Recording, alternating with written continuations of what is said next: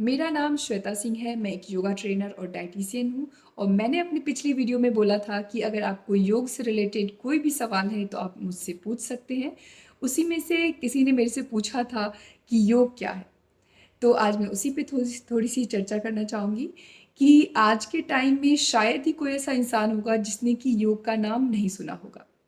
और उनमें से 90% लोग योग का मतलब आसन और प्राणायाम ही समझते हैं, जबकि आसन और प्राणायाम योग के दो पार्ट्स हैं। योग का दायरा बहुत बड़ा है। योग आपको एक साइंटिफिक तरीके से सार्थक जीवन जीने का तरीका सिखाती है। महर्षि पतंजलि ने योग के 8 अंग बताए हैं: यम, नियम, आसन, प्राणायाम, प्रत्याहार, धारणा, ध्यान और समाधि। तो बहुत जरूरी है कि आसन और प्राणायाम तक जाने से पहले आपको यम और नियम की जानकारी हो। यम में वास्तव में सोशल एथिक्स के बारे में बात की गई है कि आपको अपने सोसाइटी के साथ, आपको अपने रिलेटिव्स के साथ कैसे बिहेव करनी चाहिए। इसमें सबसे पहले बोला गया है कि हिंसा नहीं करनी चाहिए। हिंसा का मतलब सिर्फ किसी को फिजिकली हर्ट करना ही नहीं होता है।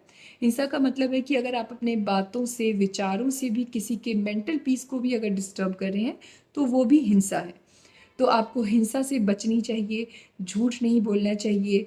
बेवजह बहुत ज़्यादा संचय की प्रवृत्ति है तो उसको छोड़ देनी देनी चाहिए। इस तरह की चीज़ों को यम में बताया गया है। एंड उसके बाद आता है नियम। नियम में आप स्वयं की खोज करते हैं। स्वयं की खोज के लिए आप कुछ रूल्स बनाते हैं। आप अपने व्यक्तित्व को सुधारने के लिए, एक अच्छे इंसान बनने के लिए आपको कुछ रूल्स को फॉलो करनी चाहिए। जैसे कि सबसे पहले इसमें क्लीनलीनेस पे ध्यान देने की बात कही गई है। क्लीनलीनेस का मतलब सिर्फ अपने शरीर को अंदर और बाहर से क्लीन करने की बात नहीं है। यहाँ पे आप अपने विचारों को भी रेगुलर बेसिस पे क्लीन करेंगे। जैसे आप अपने घरों की सफाई करते हैं हर दिन, उसी तरह आपको अपने मन और विचार से अपने मन से भी निगेटिव थॉट्स को बाहर निकालनी चाहिए और हर दिन करनी चाहिए। इसी में आता है तप। मतलब आप अपने जो भी डिसाइड करते हैं उस पे डटे रहना, उस पे टिके रहना। एंड नियम में ही है संतोष। संतोष बहुत जरूरी है। ईश्वर ने आपको जो भी दिया है उसको लेकर के आपको उनको हर दिन थैंक्स बोलनी चाहिए। अपने ब्लेसिंग्स को काउंट करिए, वही है संतोष। इसके बाद आता है आसन। आसन में आप अपने मसल्स, बोन्स, इन सब चीज़ों को, अपने वेन्स को स्ट्रॉन्ग करने के लिए बहुत सारे पॉस्चर, बहुत अलग अलग तरह के बहुत सारे पॉस्चर हैं, उन पे काम करते हैं और अपने आप को स्ट्रॉन्ग और एक्टिव बनाते हैं। एंड नेक्स्ट आता है प्राणायाम। इसमें आप अपने श्वासों पे कैसे सही टेक्निक के साथ आपको श्वास लेनी चाहिए, इसके बारे में बताया जाता है प्राणायाम में। एंड उसके बाद आता है प्रत्याहार। प्रत्याहार बहुत इंपॉर्टेंट है। प्रत्याहार में आप अपने इंद्रियों को वश में करना सीखते हैं। कैसे आपको क्या देखना है, क्या सुनना है, क्या बोलना है, ये पूरी तरह से आपके कंट्रोल में हो। ये आता है प्रत्याहार में।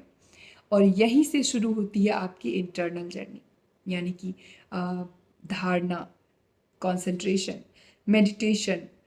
ध्यान मतलब मेडिटेशन। और फिर सबसे लास्ट में आता है समाधि, यानी कि ईश्वर जो सर्वोपरि हैं, इस दुनिया के मालिक हैं, उनके वर्चस्व को समझते हुए उनमें समाहित हो जाना। तो शायद आपको समझ में अच्छे से आ गया होगा कि योग का दायरा कितना बड़ा है और योग सिर्फ आसन और प्राणायाम ही नहीं है। अगर आप इनमें से कुछ भी नियमों को अच्छे से फॉलो करते हैं तो आप एक बहुत अच्छी ज़िंदगी जी पाते हैं, क्योंकि योग आपको साइंटिफिक तरीके से ज़िंदगी जीना सिखाती है। तो मुझे उम्मीद है कि अब आपको अच्छे से समझ में आ गया होगा कि योग का मतलब क्या है। Thank you.